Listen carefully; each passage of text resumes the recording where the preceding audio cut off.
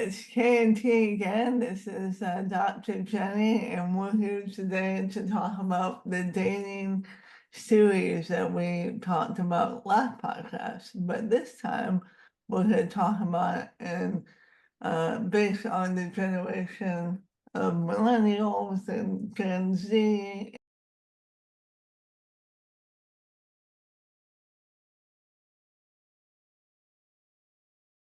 Hi, I'm Aimee Evnin-Bingham. I'm a licensed marriage and family therapist from the state of California. I'm in San Francisco proper.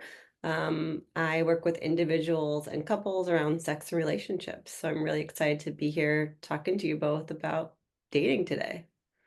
Yeah, thank you for being here. So we're going to start today on millennials. And we're going to say, let's find out how dating has changed in millennials, how they see it. And our definition of millennials is from 1981 to 1995. Mhm.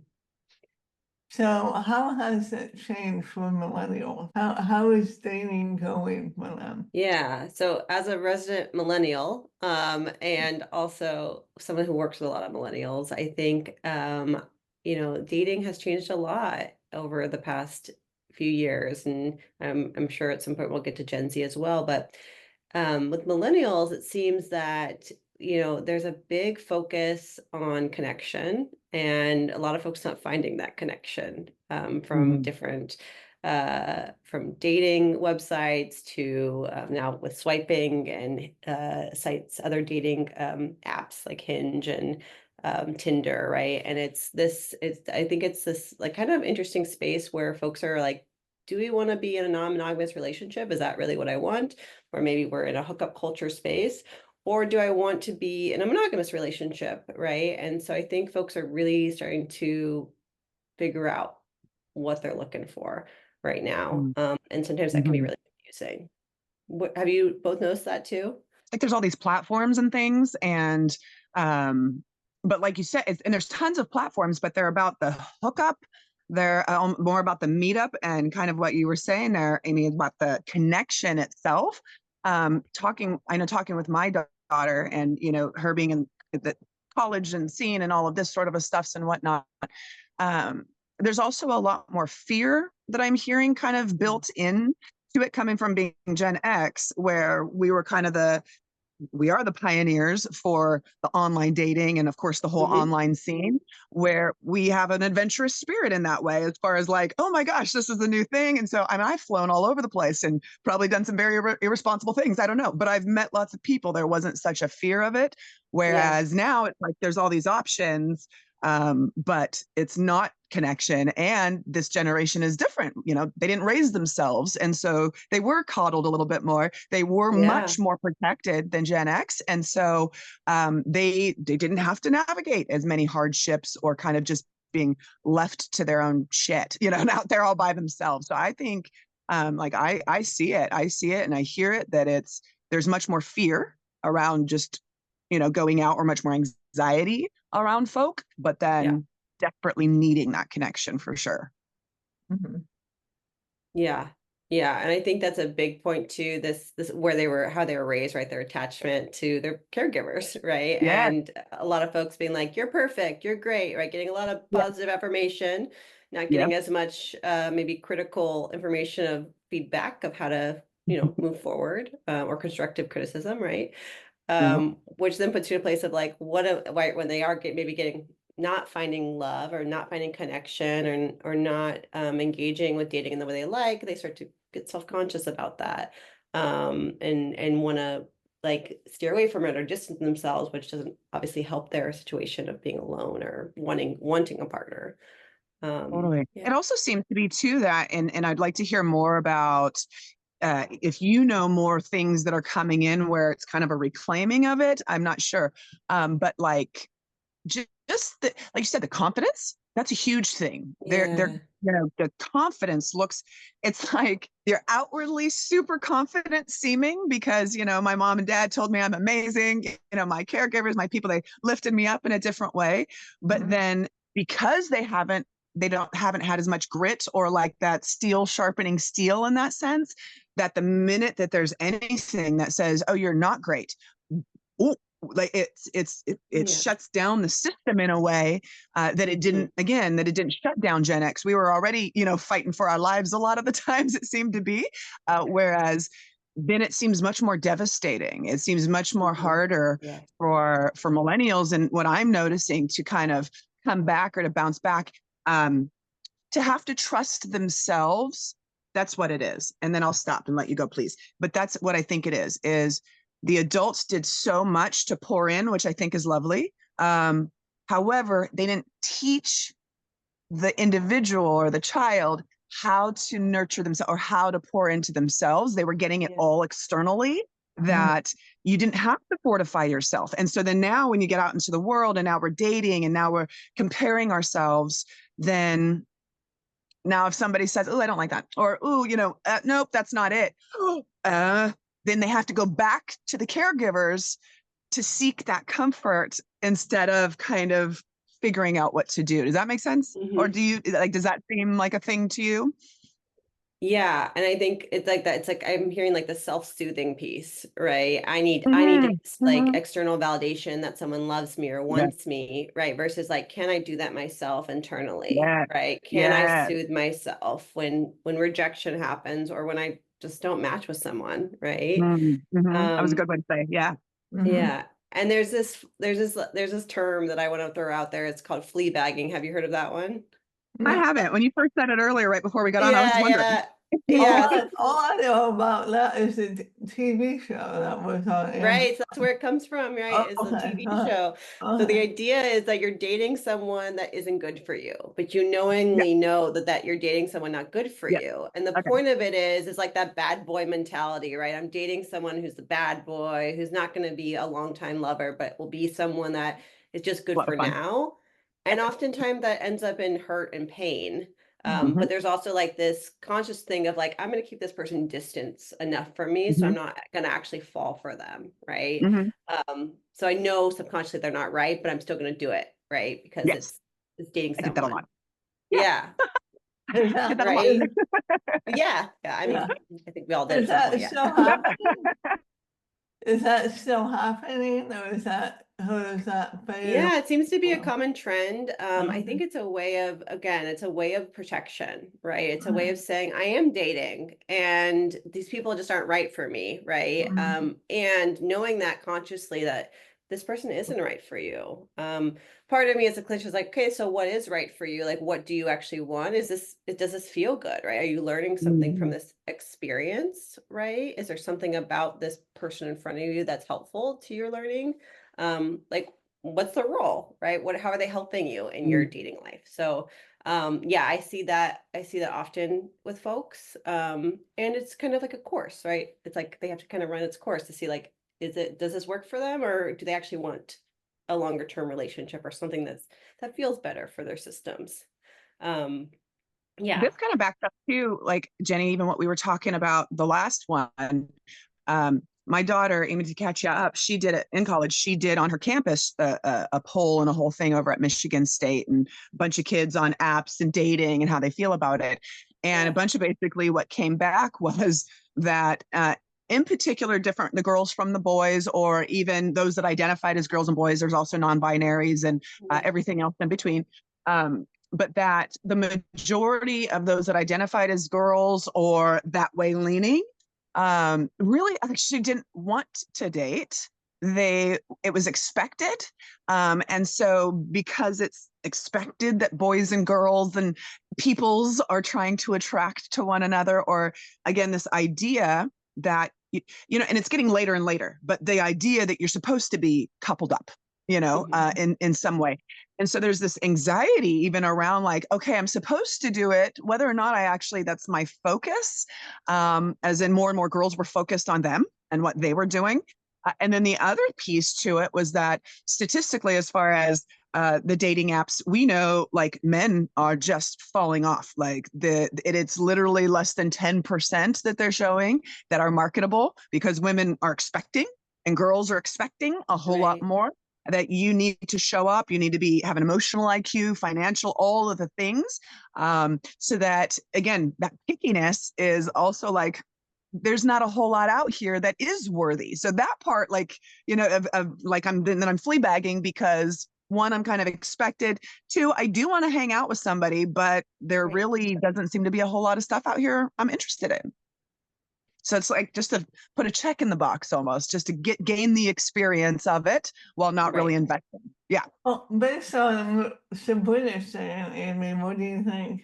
Because to me, the problem now, based on what you just said, Sabrina, is females are going one direction and males are going a different direction, and that lopsidedness is causing problems because the Mhm. men are being pushed down and not the right way, whatever that may be. That's going to cause problems I too. think just in the world that I work in, like in San Francisco, right? I work with a lot of folks in the tech world that or in high-powered jobs that are focused on their job, right? And, often they say that San Francisco is the worst place to date because of everyone's so focused on their jobs. They don't have time for anything else because they have to work to live here, right?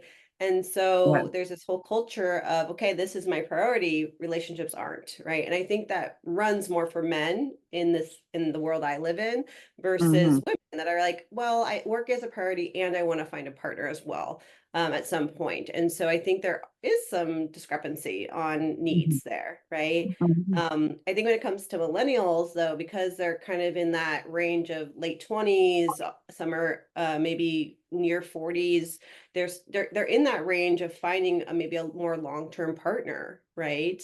Mhm. And I think it's been interesting to watch folks that maybe have been in more of that like passive space of, I don't know if I want a relationship, and moving into like, oh, wait, but everyone around me is either getting married, has a house, or, is having children, and I haven't done that yet. Right. And so there's this like piece around like, but I want that. Right.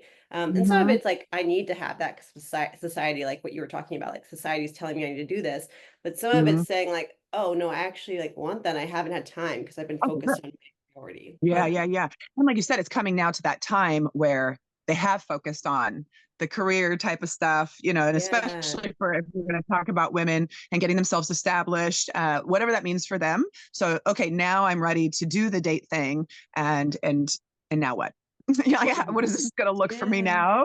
now? And to be able to connect. So, what's the thing you say on repeat to your folk, especially being in the San Francisco area? Like, what are you, whether it's the men's, the women's, the everything in betweens, and especially being in San Francisco? I'm from Yeah. California and from the Bay Area. Yeah. What do you find yourself saying on repeat to, whether it's the soothing, the tools that you're offering, resources of, okay, here's where, like, we know certain apps are for like the hookup culture, if that's what's going to be. We know this. So, what do you say on repeat? Well, first and foremost, I ask my clients to make time. They literally do not make time for Mm, themselves, like just to do something, like just sit in their room mm, alone. And so literally just making time for yeah. themselves is first and Mm, foremost. And Mm. then if they're going to mm, make time for dating, they need to make space for dating. So they need to really be able to say like, okay, I'm going to put some energy into this. I may be exhausted from totally. work or life circumstances. And like, if this is important, then I need to put some time into it. Cause I feel like a lot of folks here fill their schedules up where there's never any time in the day to do whatever that extra thing is. So they really have to make it more of a priority in their life, first and foremost. Um, and so the next piece is kind of that piece around like, what are you looking for? Right. I think a good way to look at it is like, um, if there's this book called Deeper Dating by Ken Page. Have you either of you read that yet? Mm-mm. Okay, it's a Got it. great I'm book. writing it down. Mhm. Yeah, it's a great book, but Ken Page talks about how there's like a 90% rule. So he really encourages people to say like, what are the things that I really can bring into a relationship? Like, what are the things that I want? And not 90% of people are not going to be able to match that. And so you really have to be set up saying that like most people are not gonna be able to match that. And that's okay. Like we don't want everybody. Like that's not the point of dating. The point of dating is to learn about yourself. The point of dating is to understand what your needs are, is to learn how to connect with new people, Mhm. and to really search for whoever that special person is that you do want to spend your time with, right? And so I like that model, because for some people they'd be like, oh no, well 90%, that's like I'm gonna get rejected 90% of the time. You're like, no, it's not about that, right? Because you can also reject people too. It's about finding like Yeah. your person, right? Mhm. What are your all thoughts on that? The 90% rule? Well, 90% seems a little bit high in my opinion, Okay. but Yeah. I understand the point. But dating to me is, like you just said, it is about learning about who you are and what you want. I mean, you learn, it's similar to when you work. I mean, you learn from working what type of job you want. Do you want to be a supervisor? Do you want to be supervised? Do you want to be Mm-hmm. independent or not? So to me, dating is similar in that regard. It's what is it that I need? The other problem is, I think, and you guys disagree or not, people don't realize they change, because what you want at 25 and what you want at 30 aren't necessarily the same. I mean, we're lucky if it is, but sometimes it's not. Sometimes you do have that partner and you guys grow apart, not because you mean to, you just change. Yeah, And people don't realize that's a part of dating. totally. My brain's bouncing around all over the place on this, then connecting to other things. So trying to focus just on the 90%. Mhm. I don't know how much I feel about the number. However, I think it's also curious, because I just also threw out that number about online dating, with this kind of idea that 90% of, we'll say in this case, the men on there are not marketable. And it doesn't mean that it can't be the other way around. So it's just interesting, because then it really just kind of highlights that, one, we should be more picky, right? And it's not even about just being picky. It's like, you're talking about your life partner here. It's amazing how not picky we are. So I think that that's probably much better, at least kind of a framing, or to give to people, to let them, like, to really kind of hone in on. Yes, it's only 10% of the people out here in the world, out of all the billions really, that are going to be anywhere near for you. And so really that makes it easier. And instead of it, I guess talking about it in terms of feeling like, oh, that has to be a barrier, or now that feels like, oh God, how am I going to find anybody? Yeah. Like, no, it's an opportunity. It's an opportunity. So I think I like it. The more I'm talking about it, I think I like it. So it's an opportunity to, again, one, to be choosy, and to really then identify if there's really only 10% of people that I might even be compatible with to sort through out of this, then it does help to force the person to sit with themselves for a second to figure out who they actually are. Because that is kind of what we're saying is, well, number one, people don't know themselves. We know that. Yeah. We know that. That's across the board. I don't care. People don't know themselves. It's very rare, and a very small percentage of the people, most of them therapists and the like, philosophers, those types of folks, that really are doing that deep dive to understand who they are. So I think that's actually probably a really useful tool to help people as a jump off spot, at least. To really, like, you're talking about your freaking life partner. It's funny how lackadaisical people are about it. Like, I'm going to find somebody. I'm going to find him here. I'm going to find him here. Yeah, I know that there's these red flags, but we're not going to find anybody perfect. F all of that. Like, we don't want to go into the red flags. I think it helps to prepare to not do as much of that. As much Yeah. fleabagging with your long-term partner, because Yeah. people are picking fleabag for long-term partners. Right. Yeah. And I think like, oh, sorry. Uh-huh. I think the thing about that is also just this small piece is like, he talks about that, right? When you go into like a taqueria and you are ordering food, like you're looking at the menu, and that person that doesn't know what they want doesn't get their order first. The person that knows they want a steak burrito gets their order and gets their food first, right? And so if we know more about ourselves, right, we're really able That's a to good way to hone say in it. on what we want, and so we can move towards that.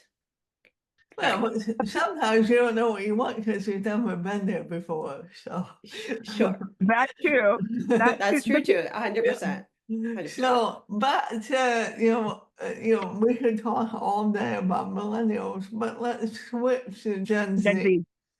Okay. Yep. Gen Z.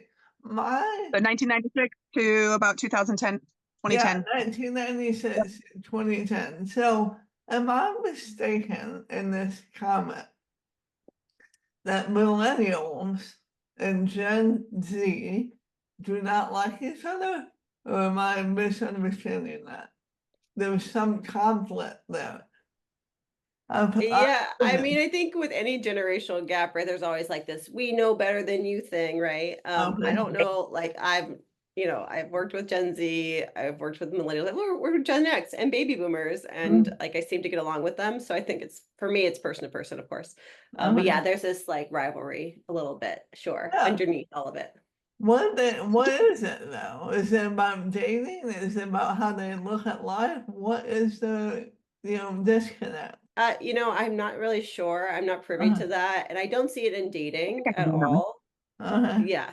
But I do think that there is like this, I don't know, I see like memes about it, or like random like off slights, like, oh, Gen Zs do this or millennials do this. And yeah, I don't think it connects to dating at all, at least from my I have a way in. So this is where I think then that fourth turning, like I was telling you about these generationologists where they really study these things. So there's 4 different turnings that they have. And so what they're called is a prophet generation is born during a high. The nomad generation is born during an awakening. A hero generation is born during an unraveling of society and what social norms were. And then there's that artist generation is born during a crisis. And so to put this into our current context is that let me make sure I get this right, that Gen Z is the artist generation. And so they were born during a crisis. So they're going to have a very different energy. The artists, this is also, Jenny, what we were talking about the other day, they're moving away from apps so much as far as for connection, and they're trying to move more towards actual kind of in-person, type of connections based on mutual likes. So they're moving away, the artists, but then it is the millennials that are the hero generation. Like we've talked about how we're like, they were caught, they were loved, they were loved, they were watched after, they were taken care of. And so they were born during the unraveling. So they are going to have a very different vibe, whereas Gen X or Gen 13 is the nomad generation born during an awakening. And so just from the generational perspective of, again, looking at, and this is looking at wars, this is looking at the social constructs of going from silent generation to the boomers who were the superpower, Gen X kind of in the background, still doing their thing, where then the millennials bypassed the Gen X as far as being in the forefront and matched with boomers. They bypassed boomers before Gen X did, because again, it's the vibe in which they're coming in. So I think it's more of a, if you're coming in during an unraveling, meaning people are protesting, people are like, this is crap, we want change, we want this, that's a very different energy. That's a outward action energy. And then that brings heroes, right?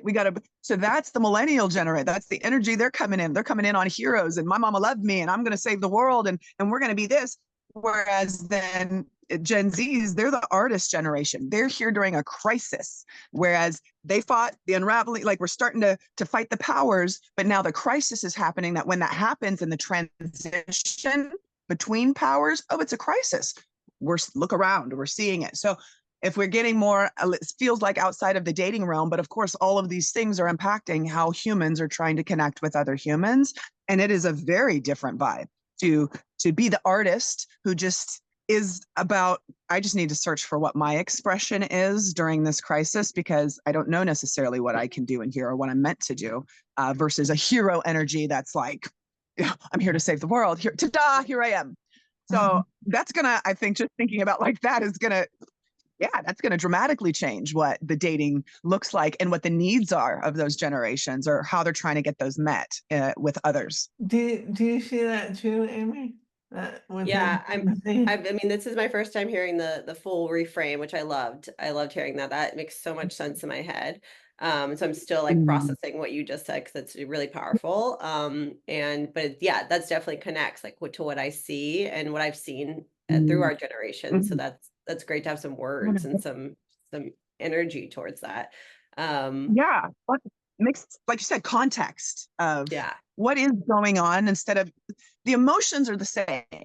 The relationships, the relating is the same, but it really is kind of talking about a whole different context of Yeah. person that's trying to join together then. And then especially then if we've got let's say a Gen Z and a millennial, and of course they would attract each other too, though. Let's think about that. Like for those that are kind of on the cusp, and that you would have a hero that's going to get, that was there for the unraveling or helped start the unraveling, that's going to then also want to help support the artist, during the crisis, that's just trying to figure out their Hmm. expression. So we could even see how, in a powerful way, that could work, or all the codependencies that we know Totally. that built into these as well.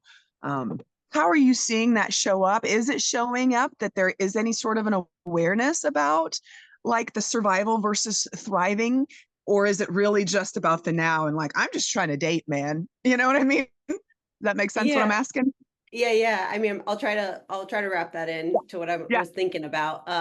Yeah, so with like Gen Z, right? They're in their early 20s to Mhm. their late 20s at this point, and they're kind of in this transitional point, right? Where of course the folks I'm seeing are interested in themselves, are interested in their lineage, are interested in their traumas, right? And are just interested in unpacking that, right? Because that's why they're coming to see me, right? And right, and there's folks that aren't seeing therapists or aren't reaching out Yes.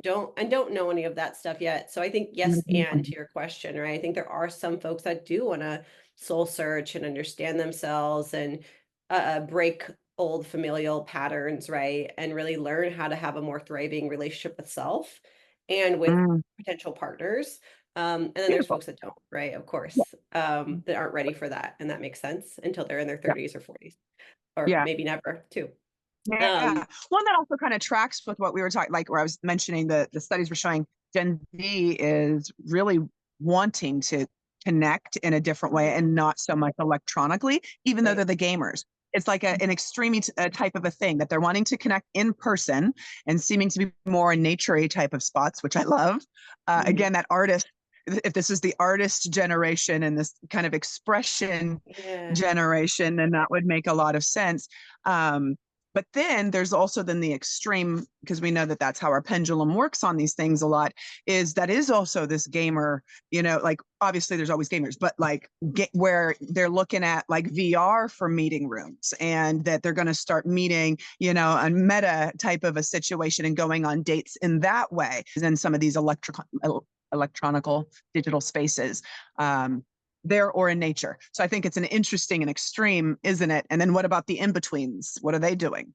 Hmm. And I would imagine that's the majority, like what we're talking about, who's kind of just like, I'm just out here. I'm just trying to live or whatever. I'm just trying to, you know, survive or whatever's or thrive. Mhm. Yeah. And what I've noticed is that, a lot of folks are still with like the 22 to 30 range, right, is still doing swiping, right? So swiping is Mhm. big, right? We're swiping, we're trying to find a partner that way. And they get really overwhelmed quickly where they are done. Mhm. Like if the date doesn't work out, again, back to well, I already did this twice this week. Excited. So I'm over it and I don't want to date people ever again. And then we're like kind of in this cycle of like, okay, let's rewind, let's work through that, I tried right? it. I'm done. Yeah. Yeah, I tried it, I'm done, I'm good. Yep. Yep. And then They are a very much big that. yeah, and then a big trend has been moving, like you were saying, like towards in-person events again, right? Which I think is Mhm. great because I'm like, Yeah. that's great. Let's go meet people in real life because I really realistically don't know much about person based off of their photo or 3 lines they put about themselves. And also somebody can be really not no offense to them, they may not be photogenic, and they may be a really beautiful human, or be able to show you a different side of their face when they're in person that you'd be maybe attracted to. So I always encourage folks to get off the dating apps as quickly as possible and like go see people in person, because it's just, you don't know a person until you meet them live. Like you go on my website, you see a picture, you're like, oh, is that her? And then you actually meet me, you're like, okay, that's her, right? So it's a little different, right? For all of us, I'm sure. Yeah. Yeah. And so, you know, folks are like, a big thing right now is like, I've been seeing a revival in speed dating, at least in California, across California. I've been seeing a revival of speed dating, which I think is really fun. Also Yeah. run club is really hot right now. So going on runs together, and just like big Mhm. social groups and meeting folks that way. So doing something exercise related together and then meeting Yeah. partners out, which Awesome. is neat too. Yeah, that's a Yeah. good idea. Yes, I love Yeah. that so much. Well done, you folk. Yeah. Like actually Yeah. doing Yeah. something based on interest, but not just on interest. It's like a deeper interest, or even if it Yeah. has to do with the support of others, like seeing again a lot more, like you said, social groups that are either volunteering, or Right. then we're going to go do kindergarten, or we're going to go on a run, or we're going to, instead of trying to figure out the date and that we're going to be awkwardly trying to figure out how we're trying to connect or to get to know each other, instead it's like, Yeah. let's parallel play. It's almost like parallel play with the person, which I think is also brilliant. And then safety, for those that were concerned with safety, it also shows and demonstrates that big push kind of in that direction Yeah. too, is we want to be social, but I don't want to be social with you by myself somewhere. Yeah. So it makes a big difference. What about millennials with a fleabag thing? But what about Gen Z? Do they have a term too? Or not? Oh, so not necessarily for flea bagging, but they do have lots of vocabulary that they like pulling into the room. So I'm sure we've all heard the term ghosting, right? So Mm. not texting someone back if we don't want to connect with them anymore, Mhm. which I'm always on the fence about, because I think it's kind of a way of just not talking about your feelings. Like at least send a text saying like, not interested. Like, you know, it was great getting to know you. I don't like burning bridges. So I do really encourage folks to like just end things politely. If you don't want to hang out with them, that's totally okay. But at least they Mhm. know and you know, because what that does, I think, is it makes people really insecure, and they're Mhm. like, does this person like me? Do they want to spend time with me? And then there's also this other piece that kind of connects that, is like breadcrumbing. Have you heard of that term? Mhm. I've not. Breadcrumbing is like, I am lightly maybe I'm like liking your Instagram photos, or I'm like Okay. sending you a Snapchat, but I'm not Yeah. actually engaging with you, but I might engage with you in like 2 weeks, right? So it's like Like in also the leaving. peripheral, kind of just looking, hanging out.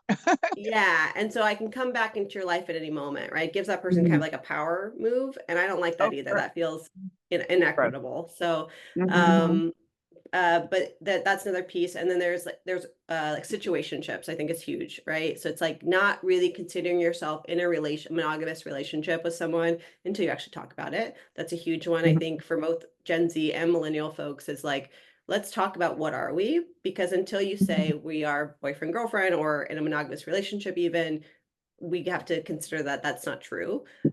Because a lot of folks will think like, oh, I've been dating this person for 6 months, we've been seeing each other, blah, blah, but then they find out their partner's still dating other people. And, you know, I tell them, you know, that's fair. You haven't had that conversation, saying like, you want to be Yeah. monogamous on either side, of course. And so I think that that's a really important conversation to have, is like, this is something I want. And maybe I Mhm. need a title. Maybe I just need to know that we're being exclusive, whatever it is you need.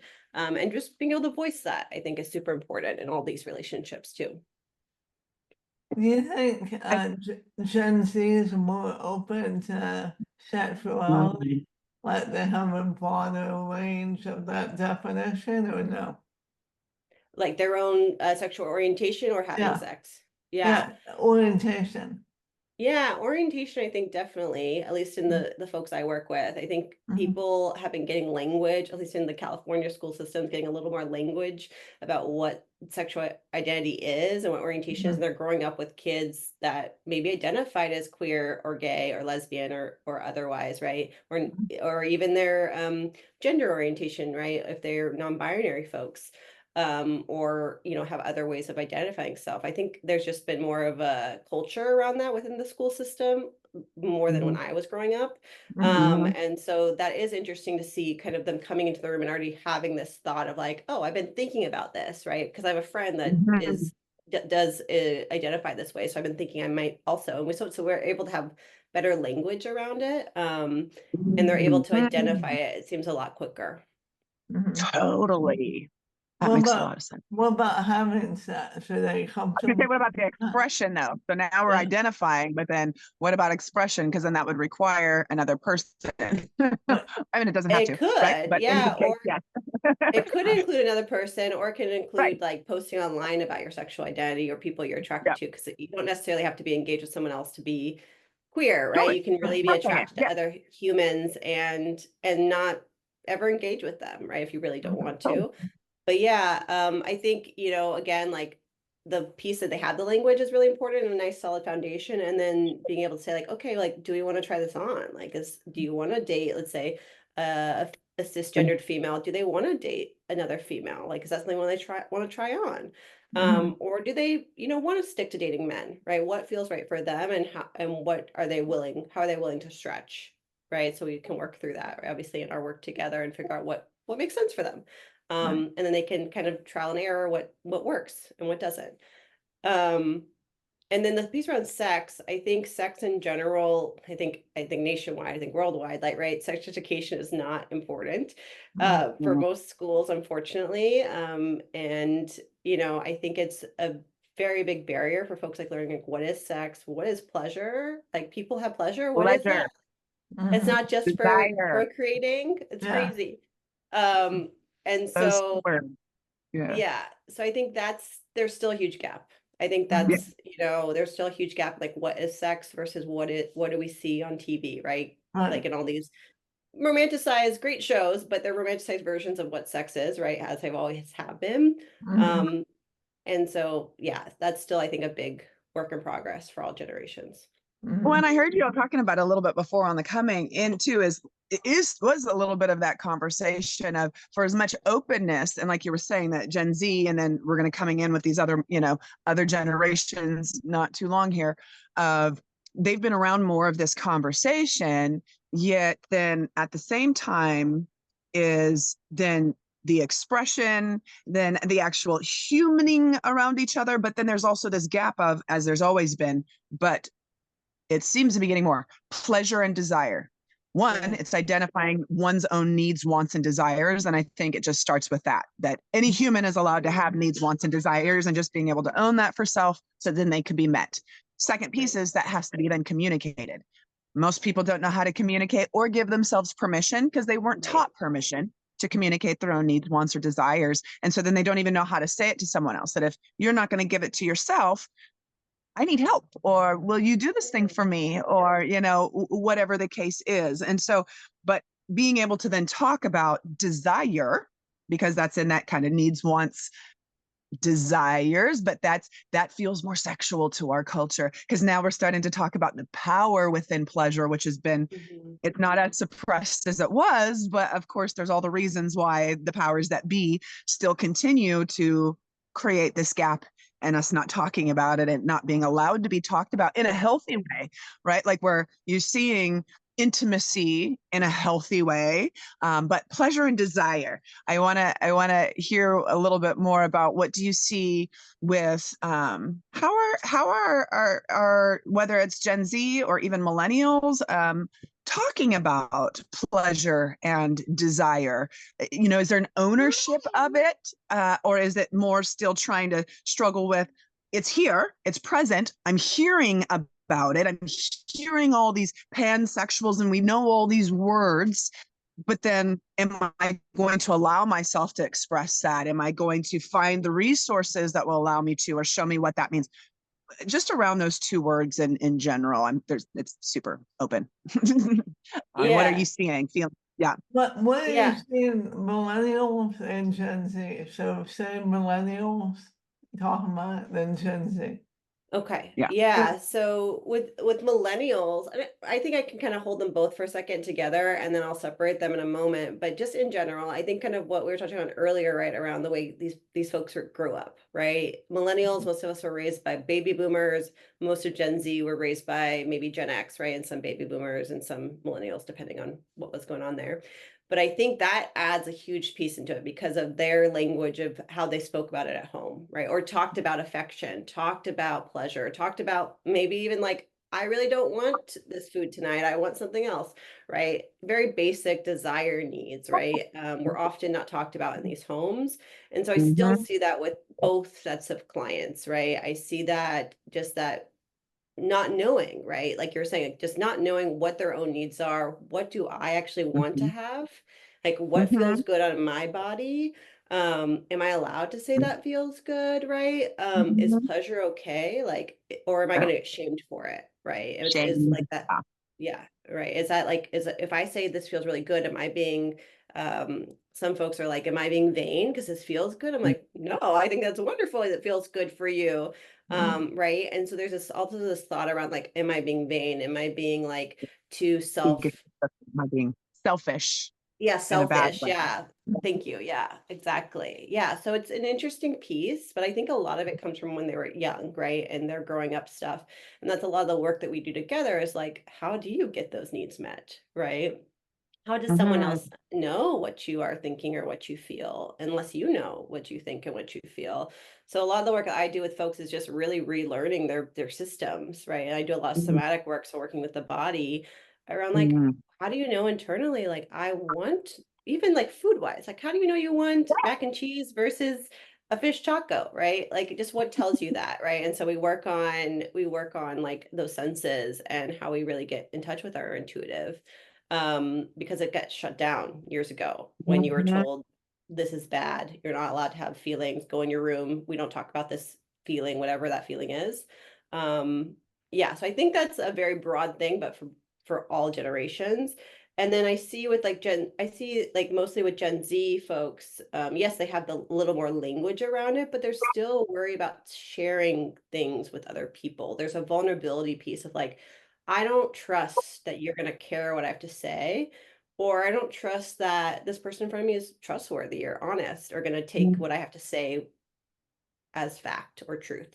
Mhm. So I often see that like kind of like, I don't know about you person. And so obviously we'll work on that together. But that's kind of the trend I've been seeing around those things. Have you both seen that?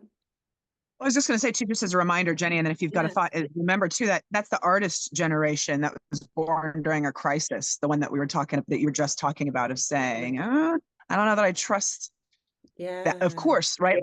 It's going to be the big theme of, I don't think I trust that. I don't know if I trust that you care about me. I don't care. I don't know that I trust, so yes, for sure. Right. Well, do you say something about trust and how you learn to trust? Because like sometimes if you don't trust yourself, how can you trust another? So 100%. some, sometimes that's intermingled in there. Mhm. Do you see them understanding that or no? Yeah, through work together, like the folks I Yeah. see, of course, right? Mhm. I think, again, a lot of the stuff I like to work with is somatic. So just like listening to the body, right? Our body gives Mhm. us so many clues, right? We get a tightness in our chest, our stomach starts to hurt, or we get a headache, right? And Mhm. those are all signs saying like, I don't know about this, Right. right? And so how can we slow that feeling down a little bit? Connect with that feeling. Does it really not want to connect, or is it afraid something bad might happen? And what is that Mhm. bad thing? And is this person in front of you the bad thing, or is it actually just a stimulus of whatever was bad in your past? Mhm. And so I think working on that and like just really learning your own system, and all of our systems are different, like really learning our own bodies and like what's it telling us can really be helpful for us to start trusting, okay, this is coming up because of bleh. This is coming up because of this, right? And then the more we learn about those parts, we can like not maybe get as anxious when it arises. We can sit with it a little deeper, we can understand it and be able to the hope is to be able to share it eventually with someone else if we feel comfortable with them. I think we're all different, right? We all are spectrums of humans, and I Yep. like to hold that space for every person. Like even though Yep. I identify as a female doesn't mean the female next to me is similar to me, right? We have differences of needs, right? And so that could be across the board of what that means. And so I think we're all on a spectrum in some way, shape, or form, whether that means sexuality, whether it means learning differences, right? The list goes on. And so I think that, what'd you say? I think, yes, all of it. Life is a spectrum. So literally, to me, every aspect of it is a spectrum. Yes, it is. Yes. Right. I agree. Keep going. Exactly. Yeah. So, when it comes to self, right, I think that's a big conversation we have around identity, right? And that's like this, like I think foundational work is like, how do you want to identify as a human, right? If no one else There's was around you to compare yourself to them, how do you want to identify and what does that look like, right? What are maybe some of these diagnoses, right? Like ADHD or autism that affect that, but also like, how does that affect you, right? Not necessarily what does the DSM say, like, what does it do for you individually? Because it's going to be individual, right? Depending on what's going on for your body and your system and your nature versus nurture, right? So I think that's really important to hone in on for yourself, like, who are you? And then, talk about that. And then also talk about obviously the society's view of all this as well in that conversation, just to like kind of hold everything. And so when it comes to dating, right, and people are expressing themselves, right, or showing themselves to another human, knowing that part about themselves, okay, so sometimes maybe with ADHD, I become unfocused or I become like I have to move my body, right? Or I start to fidget, right, when I'm in a anxious situation, right? I'm ADHD myself, so I know some of these quirks personally from my own view. Yeah. But so what can I do to support myself, right? So maybe I get really uncomfortable when these certain conversations are brought up and I start to fidget my hands, right? Can we make sure you have something in your hands? Can you have a soft sweater on so you can just like pet your sweater to regulate your body? Is this something you want to share with another human right off the bat? Or is it something you want to hold until you're ready to share it? And both are okay, but we talk about the risks and benefits of sharing that, right? And so I think all of those Yourself. conversations are important. Kind of like the conversation that we would have around folks coming out of the closet. It is becoming like a coming out of the closet thing, and how many people are undiagnosed realize that what it was, and now they're like, oh my gosh, and then just trying to come to terms with that with all these late stage.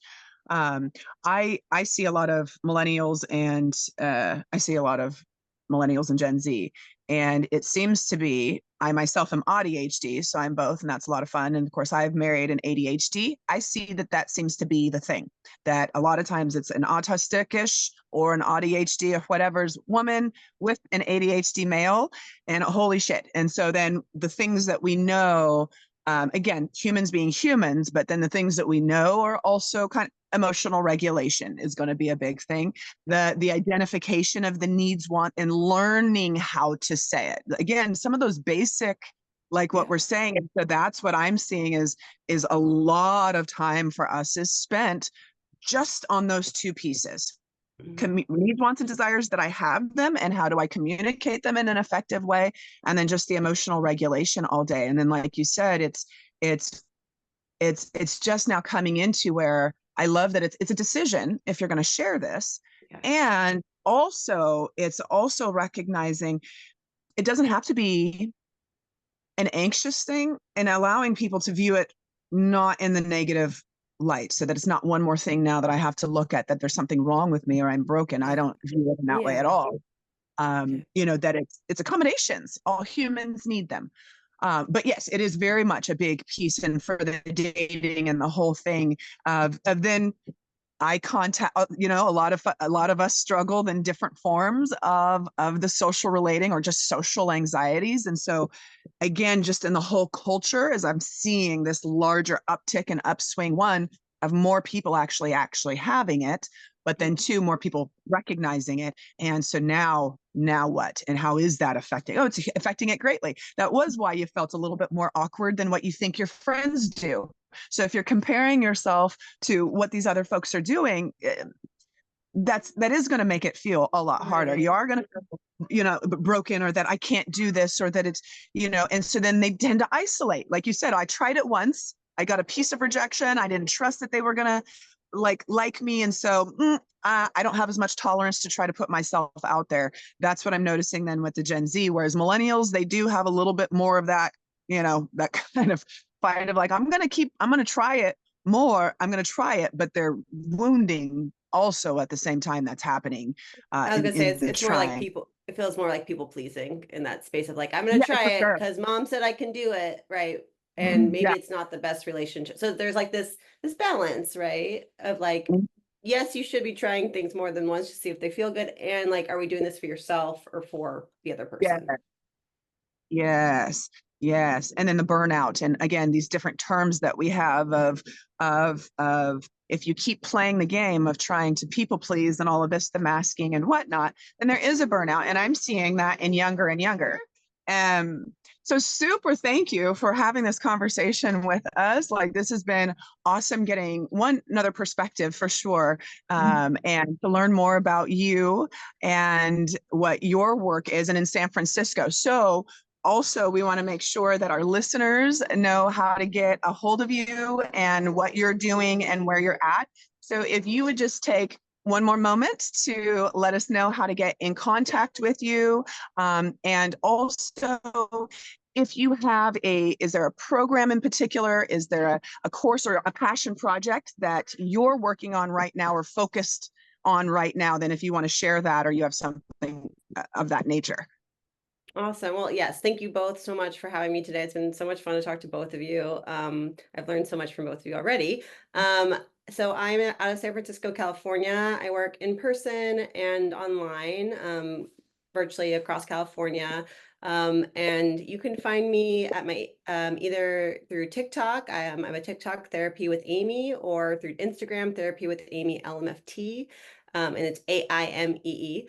In case you're trying to find other Aimees. And I'm not currently working on anything passion project-y. I'm also just focusing on this work right now. So just learning as much as I can, catching up on all of the books that I haven't read.